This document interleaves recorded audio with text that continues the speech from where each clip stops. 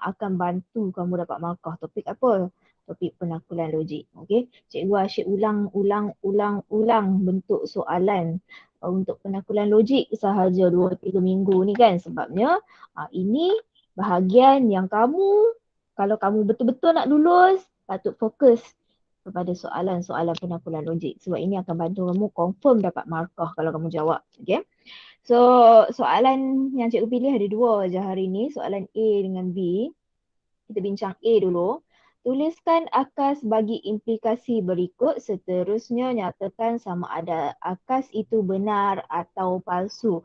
Kalau dari soalan ni sendiri, ada dua jawapan yang dia minta. Apa jawapan dia? Yang pertama dia perlukan akas, kemudian yang kedua dia tanya sama ada akas tu benar atau palsu. Okey? So kamu kena ingat baliklah apa yang dimaksudkan dengan akas. Kita ada implikasi, kita ada akas, sungsangan dengan kontra positif. So kita akan fokus kepada implikasi dengan akas hari ini. Implikasi, akas, apa persamaan dia? Tak ada penafian. Okey, tak perlu buat penafian, tak payah tambah bukan ke, tidak ke, tidak menafikan lah implikasi dan akas. Kemudian implikasi dengan akas ni kamu kena ingat, salah dia punya P dengan Q tu ataupun jika marker dia tu kan akan berubah tempat. Okey, berubah tempat. So dari implikasi nak pergi ke akas, ubah je lah tempat. Yang pertama kita akan baca dulu dia punya implikasi yang diberi. Jika P ialah nombor genap, okey, belakang jika tu kamu highlight atau kamu underline kan ayat dia, maka P boleh dibahagi tepat dengan 2. Ya, setiap kali dalam exam, ini yang kamu buat dulu. Jika marker, hiraukan. Kamu boleh potong kalau kamu tak suka jika marker tu. Belakang jika marker tu kamu mau highlight atau gariskan dengan warna yang berbeza. Supaya kamu tahu dua benda ni beza. Bila nak jawab, baru kamu tahu kamu nak ubah tempat dia ke, kamu tak nak ubah tempat dia ke, bergantung kepada apa yang diminta dalam soalan. So, akas, ubahkan tempat. Okay? Akas, ubah tempat. Okay, apa jawapan dia? Cuba typekan jawapan untuk soalan A ni dekat message.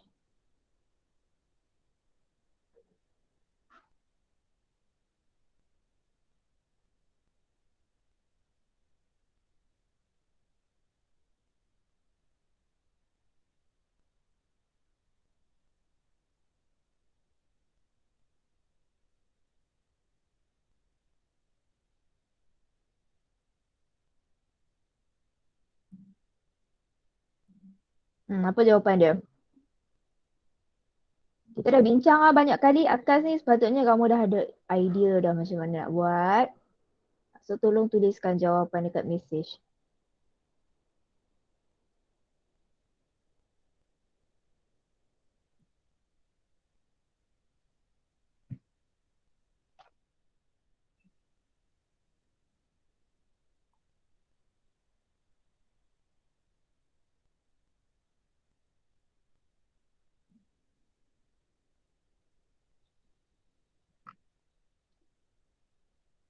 P boleh dibahagi tepat dengan 2. P ialah nombor genap. Okey. Kalau kamu jawab macam tu saja, kamu tertinggal perkataan jika marker kosong. Okey. Mesti ada jika marker. So bila nak jawab akas, tulis juga jika marker. Mesti ada. P boleh dibahagi tepat dengan 2.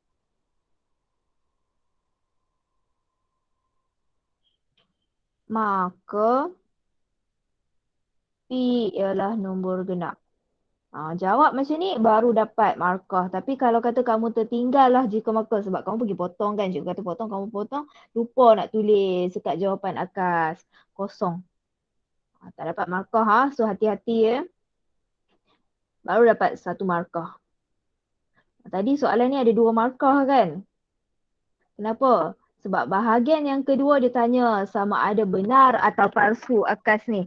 So macam mana nak tentukan benar atau palsu? Kita kena baca lah akas tu.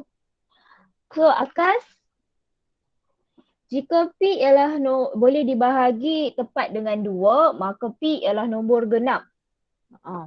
Test sama ada betul ke tak pernyataan ni. Contohlah kalau kata P ni kita wakilkan dengan nombor. Okay, kita wakilkan P ni dengan nombor. Kalau nombor 4 contohnya, boleh dibahagi tepat dengan 2. Ya, 4 boleh bahagi dengan 2. Maka 4 ni ialah nombor genap. Betul ke? Yes, betul. Ataupun kalau kita tukarkan dengan nombor 6. Okay, 6 nombor genap kan? Boleh tak dibahagi tepat dengan 2? Ya, betul.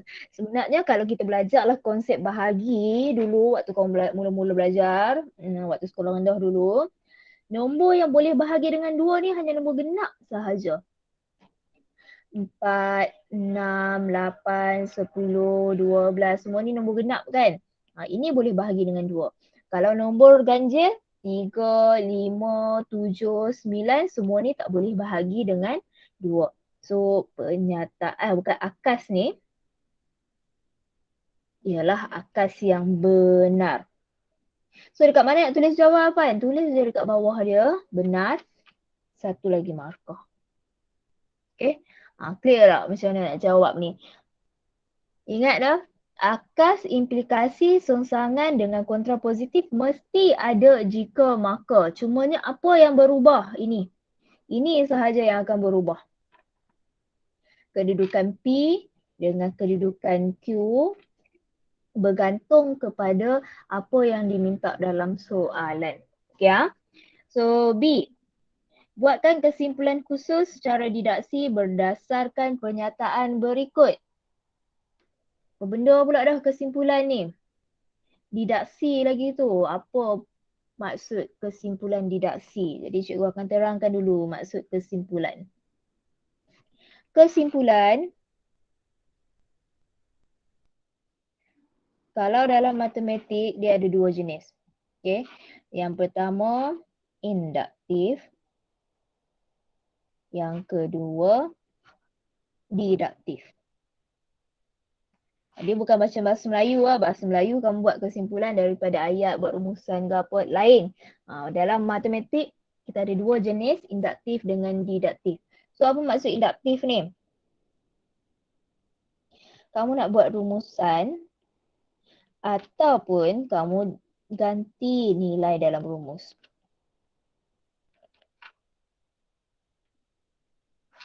Dia bergantung kepada soalan lah. Kadang-kadang kena ganti nilai dalam rumus, kadang-kadang kena rumuskan sahaja ayat yang diberi.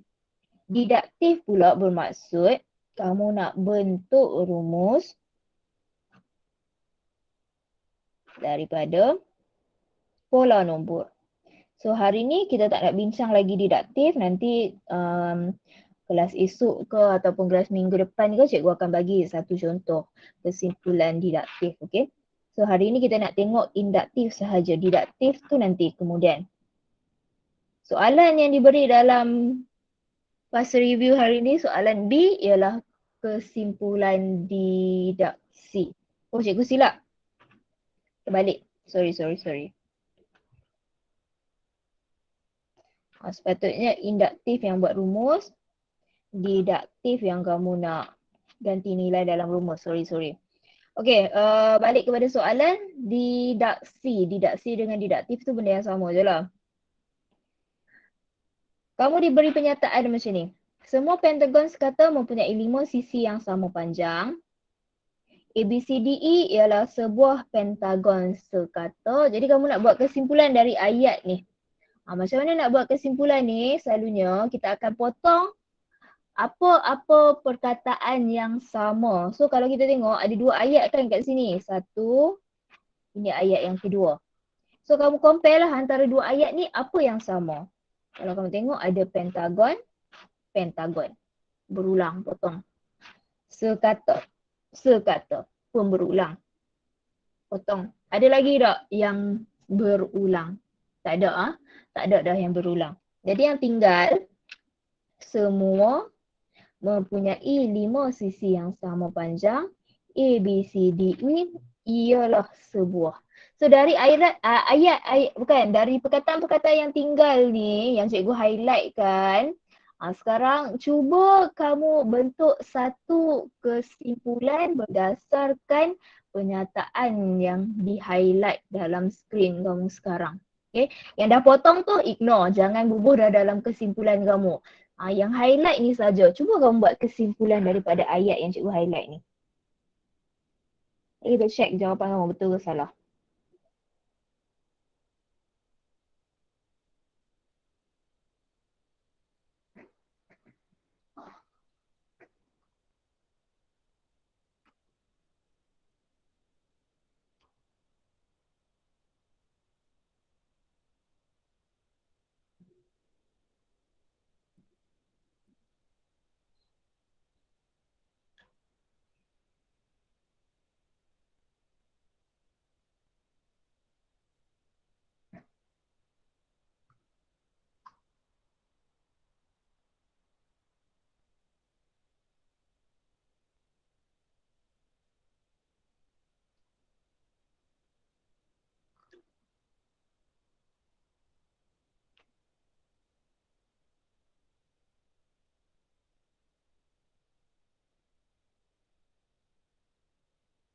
Okay, tuliskan jawapan kamu.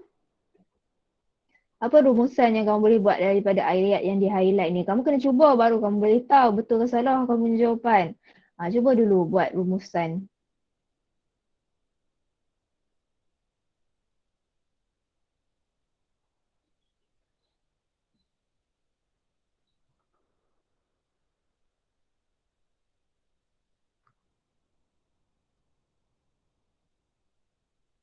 Siapa-siapa ada tak jawapan? Ada 5 orang hari ni. Syazana, Vira, Kiki, Felicia dengan Zulaika. Apa jawapan yang kamu boleh buat daripada penyataan yang cikgu highlight tu?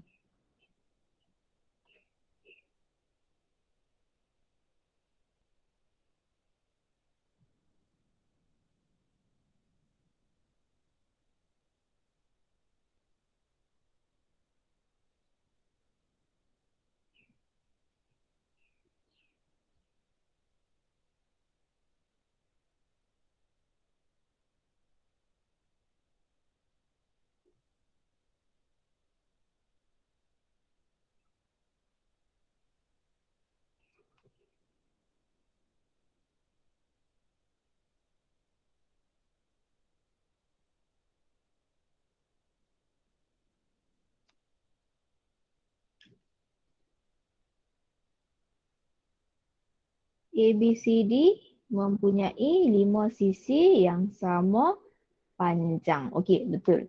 Kenapa kita tak guna dah perkataan semua? Sebabnya semua tu merujuk kepada semua pentagon sekata. Tapi ayat yang kedua dia cerita tentang ABCDE saja kan? So semua, walaupun kamu tak potong tadi, bila kamu buat kesimpulan sebenarnya kamu boleh potong. Tak payah dah lah guna semua tu sebab semua tu merujuk kepada semua. Banyak pentagon sekata atas dunia ni. Tapi dalam ayat ni dia spesifik terus cerita tentang ABCDE sahaja. Jadi buat kesimpulan tentang ABCDE. Macam mana nak buat kesimpulan? Ialah sebuah ni macam pelik lah kalau kamu nak masukkan dalam ayat kamu kan. So jawapan yang betul ABCDE mempunyai 5 sisi yang sama panjang. ABCDE mempunyai 5 sisi sama panjang. Okey. Ayat ni contohlah tertinggal perkataan yang, boleh je dapat je markah asalkan kamu tulis ayat yang boleh difahami itu cukuplah. Janganlah buat ayat pelik-pelik macam orang tak pernah belajar bahasa Melayu. Kamu buat ayat ABCD ialah sebuah yang mempunyai 5 sisi yang sama panjang. Tak payahlah tambah ialah sebuah tu macam tak sesuai dalam ayat tu kan. Kalau kamu buat kamu tak dapat bukan tak dapat markah, kamu mungkinlah dapat juga kot markah. Cikgu pun tak pastilah, bergantung kepada pemeriksa sebenarnya. Okay, kalau kamu tengok 2 markah dekat sini, so jawapan kamu kalau betul kamu akan dapat 2 markah. Dapatlah jumlah markah je sama dengan 4. Tak senang tak sebenarnya nak dapat 4 markah dalam soalan ni? Sangat senang. Kenapa? Ada tak pengiraan kamu buat? Tak ada. Tak ada langsung pengiraan. Perlu tak cikgu kata bawa keluar kalkulator? Tak ada. Okey, hanya dengan potong-potong, hanya dengan ubah tempat, kamu boleh dapat 4 markah. Tapi kena fahamlah macam mana nak buat. Kena ingat, kena hafal konsep-konsep dia. Okey? Banyakkan buat latihan. Kalau tak ada nota, sebenarnya kamu hidup zaman moden, zaman maju. Type saja dalam Google. Kalau tak ada Google mengarut. Semua orang ada smartphone dah sekarang. Okey, buka Google, type je buku teks matematik tingkatan 1, tingkatan 2, 3, 4, 5 semua ada dalam online. Okey. Buat ulang kaji, guna buku teks online kalau kata kamu perlukan buku teks. Mulakan ulang kaji kamu dari sekarang. Okey, so kita dah siap ulang kaji. Kita akan balik ke topik tingkatan 5. So ini standard pembelajaran hari ini. Kita masih dalam standard pembelajaran yang sama. Kita nak membina histogram bagi satu set data terkumpul. Kriteria kejayaan pun kalau kata kamu boleh buat 2 jadual kekerapan, kamu dikira berjaya. Kemudian kamu mesti boleh membina histogram dengan betul. Untuk kriteria kejayaan ni, cikgu sebenarnya bila online ni, cikgu tak boleh tengok tau kamu lukis histogram. Sebab apa? Sebab satu, kamu mungkin tak ada kertas graf dekat rumah. Kemudian yang kedua, kalau kamu setakat tengok, kamu tak follow, memang kamu tak akan boleh buat histogram kamu tu. So, cikgu tak harap pula kamu boleh bina lagi histogram ni. So bila nak belajar pasal membina ni, dalam online cikgu akan terangkan je step by step. Okey, apa kena buat, apa kena buat, apa kena buat. Balik ke sekolah nanti, in case lah kita balik. Memang kita akan balik lah, cikgu yakin dalam masa 2 minggu lagi ke, kamu akan diumumkan untuk balik ke sekolah. Lepas kamu dah siap vaksin pun semua tu, kamu balik ke sekolah. Benda pertama yang cikgu akan ajak kamu dalam kelas nanti ialah bina histogram. Kemudian bina poligon kekerapan. Soalan yang berkaitan graf ni kita akan fokus 100% bagi kamu boleh dapat markah penuh kalau keluar dalam exam, dalam percubaan ke dalam dalam SPM betul nanti ke. Keluar saja soalan berkaitan dengan graf, kamu mesti boleh dapat markah penuh. Barulah kamu ada chance nak lulus. Kalau kata graf pun tak boleh dapat markah penuh, memang tak tahulah nak bantu macam mana lagi untuk kamu lulus matematik. Okay, so hari ni kita akan bincangkan contoh 3 dalam buku teks kamu. Kalau tak silap cikgu, contoh 3 buku teks ni muka surat. Sekejap cikgu check buku teks. Muka surat 201. Okay, tengok dalam buku teks muka surat 201 ada contoh 3. Ataupun kamu boleh je lah tengok dekat skrin ni. Sama je, benda yang sama je. Kita akan bincang contoh 3 ni. Baca dulu soalan. Jadual kegerapan di bawah menunjukkan kelajuan kereta dalam kilometer per jam yang direkodkan oleh kamera perangkap laju di sebatang lebuh raya dalam satu tempoh masa tertentu. Okay. Wakilkan data tersebut dengan histogram dan poligon kekerapan. Tapi hari ni cikgu nak terangkan tentang histogram saja dulu. Poligon kekerapan cikgu akan terangkan dalam next class pula. Menggunakan skala 2 cm kepada 10 km per jam pada paksi mengufuk dan 2 cm kepada 10 buah kenderaan pada paksi mencancang. Okey, dalam exam selalunya dia akan bagi jadual kat kamu macam ni. Kemudian dekat ruangan jawapan dia akan tukarkan jadual tu dalam bentuk macam ni pula. Nampak tak ada beza dia? Yang pertama jadual kamu dalam bentuk mendatar ataupun mengufuk macam ni data dia. Tapi bila nak buat jadual kekerapan, dia akan tukarkan supaya data ni dalam keadaan mencancang. Okay, dalam keadaan tegak macam ni lah. So, yang pertama kalau kamu tengok dia tak ubah pun nilai. Tak perlu ubah apa-apa nilai. Sebenarnya dalam exam selalunya kamu akan diminta untuk penuhkan nilai titik tengah, sempadan bawah dan sempadan atas. Okay, macam mana nak cari 3 nilai ni kamu dah belajar dah dalam kelas selepas. Kalau masih tak clear, boleh rujuk video-video kelas selepas, buat latihan, kamu akan fahamlah tentang cara nak cari titik tengah, sepadan bawah dan sepadan atas. Okay, jadi selalunya bila dah siap jadual ni, kamu akan lukis graf. Dekat mana nak lukis graf? Atas kertas graf. Okay, dalam exam nak lukis apa-apa saja graf, lukislah atas kertas graf. Kalau dia kata lukis, kalau dia kata lakar, kamu boleh buat je lah atas kertas biasa pun.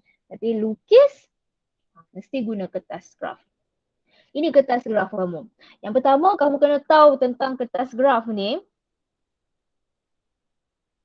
Okay, satu kotak ni bersamaan 2 cm. Kalau dia sebut 2 cm, 2 cm, ini saiz 2 cm. Satu kotak yang besar. Okay. Ke kanan 2 cm. Turun ke bawah 2 cm. Yang ni naik ke atas pun 2 cm. Kalau kamu ukur dari kanan ke kiri pun 2 cm.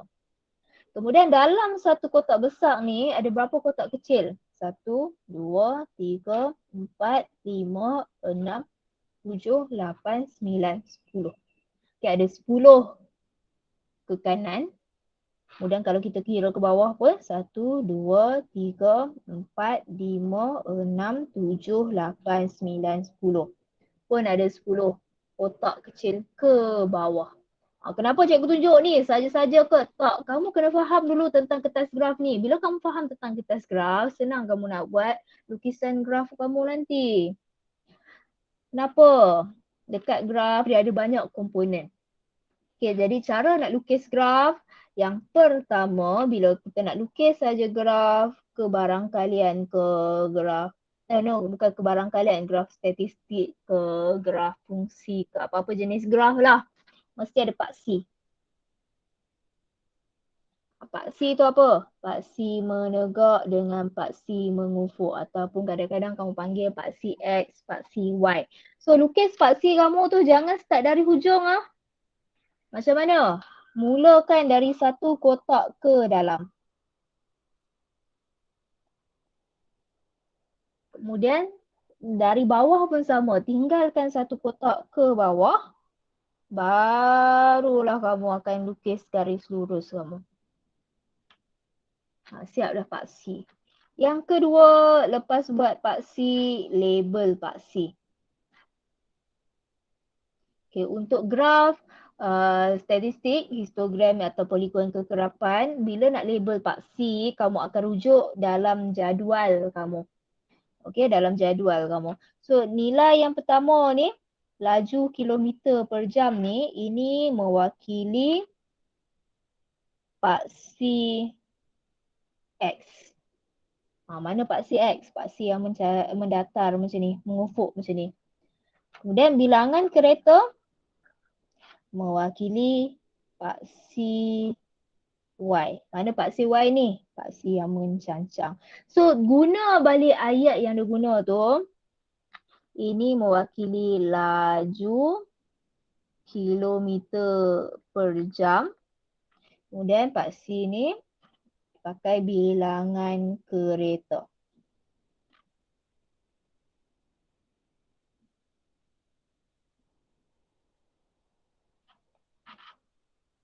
Jadi tulislah bilangan kereta. Okay, dah siap label paksi. Step yang ketiga, bila dah siap label paksi, skala. Kamu mesti tuliskan skala untuk setiap paksi. Apa maksud skala tu? Dekat paksi ni kan mesti ada nombor-nombor dia. So kamu kena tulislah apa nombor-nombor dia pada paksi kamu ni. Okay, macam mana nak buat? Ini kena rujuk dalam skala yang diberi pada soalan kamu. Okay. Skala yang diberi yang pertama 2 cm kepada 10 km per jam pada paksi mengufuk. Okay, nampak macam susah kan sebenarnya. Okay, paksi mengufuk ni, shortcut dia macam ni. Nak buat skala dia kamu guna nilai sempadan. Apa maksud nilai sempadan ni? Kan kita dah cari dah dalam jadual ni. Kamu ada nilai sempadan bawah, kamu ada nilai sempadan atas. Kamu hanya tulis balik je nilai-nilai sempadan ni. Mula dengan nilai paling kecil sampailah nilai paling besar. Okey? Yang lain kan sama je kan? So tak payahlah ulang balik nombor yang sama tu. Terus tulis dari kecil, sambung sampailah nombor paling besar. Ni kamu akan mula dengan 69.5. 79.5, 89.5, 99.5, 100.5, 109.5, 119.5,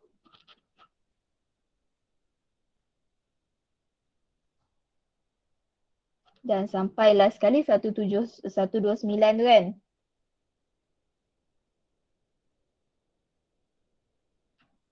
Oh, silap. Cikgu silap tulis ni. Dia tak ada 100.5.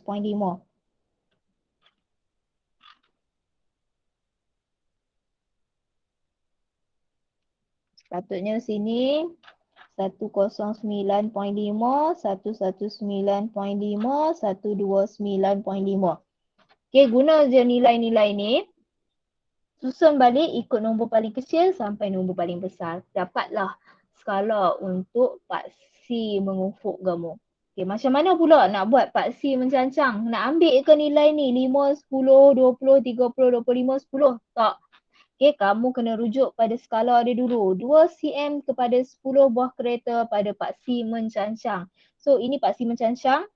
2 cm kepada 10 buah kereta. Bermaksud, satu kotak besar ni sama dengan 10 nilai dia. Okay, naik kotak kedua jadi 20. Naik kotak ketiga jadi 30. Kotak yang seterusnya kamu akan dapat 40. Okay, sampai mana nak stop? Tengok je dalam jadual kamu. 5, 10, 20, 30, 25, 10. Paling kecil 5, paling besar 30. So, tak payahlah nak buat sampai 100 ke apa untuk bilangan kereta ni. Cukuplah sampai 30, 40 dah cukup. Okay. Ikut pada graf, pada jadual kekerapan kamu. Kalau nilai dia sampai 100, kamu besarkanlah lagi graf tu sampailah capai 100. Tapi sebabnya dia paling besar 30 saja, kita boleh stop sampai 40 ataupun kamu nak stop dekat 30 pun boleh. Okay, tak ada masalah. Jadi dah siap skala. Yang terakhir kamu akan lukis histogram. Nak lukis histogram sangat senang. Kenapa sangat senang? Kamu akan wakilkan kekerapan untuk setiap selang kelas ni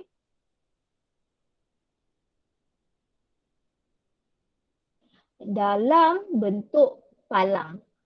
Ingat dah, kamu belajar dalam geografi, kamu ada buat graf palang. Okay, kamu lukis palang, kemudian kamu lukis pula palang yang kedua. Dalam geografi, itu dipanggil sebagai graf palang. Dalam matematik, kita nak buat histogram. Histogram bentuk palang tapi beza dia palang tak boleh ada jarak. Okey, palang mesti rapat-rapat. So, macam mana nak buat? Apa maksud rapat-rapat tu? Mulakan dengan kekerapan yang pertama 5. Okey, start dengan nombor 69.5.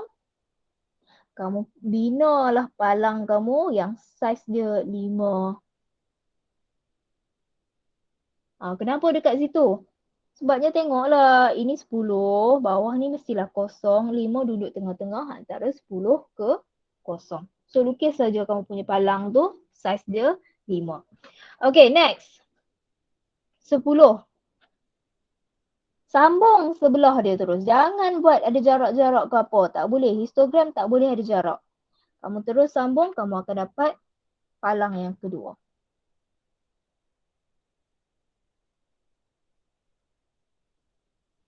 Okay. Kemudian, apa pula kekerapan yang ketiga? 20. Sambung lagi. Kali ni tinggi dia sama dengan 20. Okay, next. 30.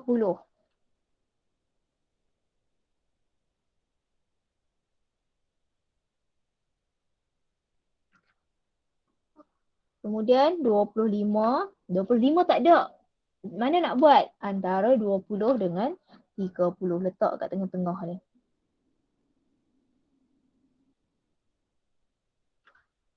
Okay, and then yang last sekali, nilai dia sama dengan 10.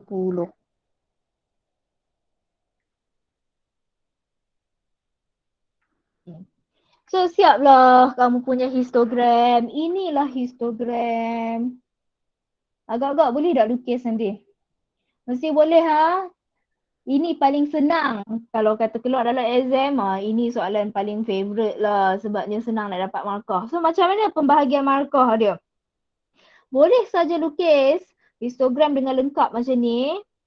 Okay, skala kamu betul, 1 markah. Skala yang ni betul, 1 markah. Kemudian kamu plot semua ni betul, 2 markah. Kemudian graf kamu cantik dan sempurna, 1 markah. So 2 tambah 1 tambah 1 tambah 1, nilai dia sama dengan 5 markah. Dari soalan graf macam ni sahaja, kamu boleh dapat 5 markah maksimum. Rugi tak kalau tak buat? Sangat rugi.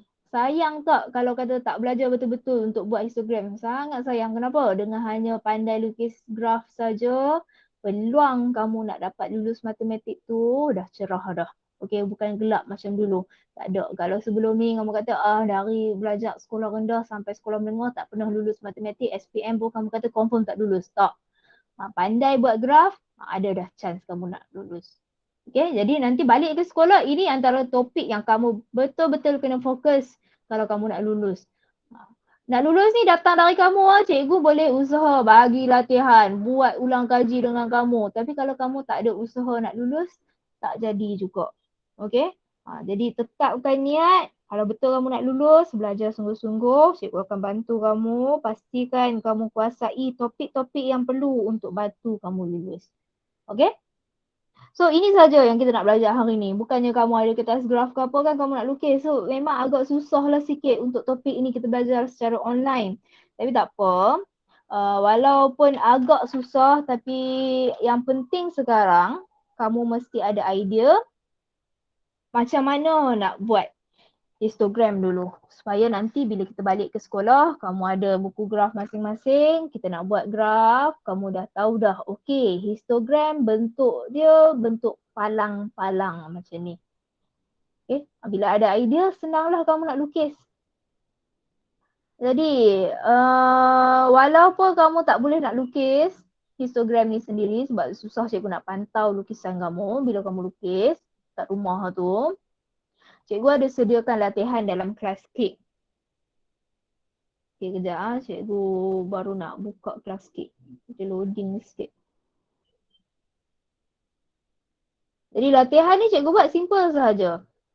Latihan ni lebih kepada nak pastikan kamu faham apa yang kamu perlu tulis dekat paksi mengufuk dengan paksi mencancang. So kejap cikgu share dekat screen latihan kamu untuk hari ni.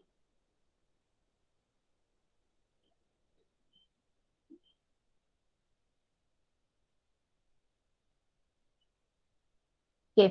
So macam biasalah bila kamu dapat link untuk latihan, masukkan nama kamu, kemudian continue.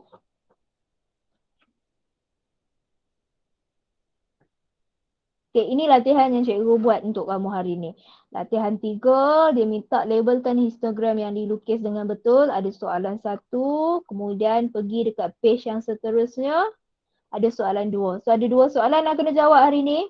Kenapa banyak sangat? Dia tak banyak pun. Sebab apa? Tengok jadual ni cikgu dah bagi dah nilai-nilai. Apa yang kamu kena buat? Kamu hanya labelkan graf histogram dengan betul. Histogram berikut dilukis dengan skala bla bla bla bla ni. Kamu baca sendirilah nanti. Okey, dekat mana nak label ni? Nampak tak ada kotak-kotak warna hijau ni? Ini kotak untuk jawapan. Sini yang kamu akan masukkan jawapan kamu. Jadi kalau kamu tengok kotak yang ni dekat bahagian hujung, kotak yang ni dekat tengah-tengah. So nilai apa yang kamu nak masukkan dekat sini? Ingat tak cikgu kata dekat bahagian bawah ni kamu akan guna nilai sempadan. Okey, nilai sempadan. So ni nilai-nilai sempadan kamu. Macam mana nak tulis nilai sepadan? Ambil dari nilai paling kecil, pergi ke nilai paling besar. So kita akan start dengan 139.5. Kamu pergi dekat kotak jawapan, masukkanlah jawapan 139.5. Warna hijau, betul. Okay, ini je yang kamu kena buat. Dah siap untuk paksi mengufuk, buat pula paksi mencancang. Paksi mencancang ni nak dapat mana? Dia akan dapat daripada skala. Okay, highlightkan skala untuk paksi mencancang. 2 cm kepada 5 orang pada paksi mencancang. Okey, bermaksud 2 cm, ini 2 cm kepada 5 orang. Satu kotak ni berapa nilai dia? 5. Okey, naik atas berapa nilai dia? Pandai-pandailah kamu kira sendiri. Okey, kamu kena buat sendirilah. Cikgu dah tunjuk dah macam mana nak buat lah. Itu je yang kamu kena buat hari ni. Sebabnya tujuan cikgu bagi latihan macam ni saja tak perlu lukis. Kamu perlu faham dulu tentang apa yang kamu nak label pada skala ni. Dah faham nanti bila balik ke sekolah senanglah kamu nak belajar macam mana nak lukis. Okey? Boleh tak? Ada tak siapa-siapa ada soalan tentang latihan hari ni? Ingat ya, ada 2 muka surat dalam latihan hari ni. Ini muka surat 1. Nak pergi ke muka surat seterusnya, tekan saja dekat bahagian atas ni. Okey, dia akan bawa kamu ke page 2. Dekat page 2 pun sama juga. Jawapan kamu ada kotak-kotak dia. Masukkan jawapan. Bahagian ni pun sama ada kotak-kotak dia. Okey, jumlah markah dia sama dengan 12. Untuk soalan 1, jumlah markah dia sama dengan 14. Okey? Boleh? Boleh ha? Yang lain tu janganlah setakat dengar saja. Felicia dibuat. Syazana pun buat latihan. Orang lain macam Vira, Sharifah, Kiki. Buat juga latihan. Bila kamu buat barulah kamu cepat faham. Jangan dengar saja. Okey? Jadi cikgu rasa kalau kamu tak ada soalan, itu sajalah untuk hari ini. Boleh bersurai. Kita akan jumpa lagi esok. So, terima kasih. Stay safe. Take care. Bye-bye.